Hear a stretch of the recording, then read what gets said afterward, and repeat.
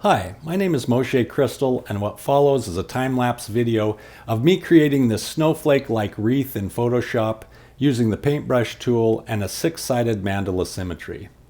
Paint symmetry is a fun feature that allows you to make some cool designs with less effort than you would expect. In Photoshop, the Paint Symmetry button, which looks a lot like a butterfly, is available in the Options bar when the paintbrush tool is selected in the toolbar. I like Mandala Symmetry because it creates something similar to the effect that you get when you cut out a paper snowflake. I painted it using a Wacom tablet and a Photoshop brush called Your New Favorite Inker by Kyle Webster, which can be found in the free Megapack download at the link in the description. Now here's a look at the approximately 4-hour process.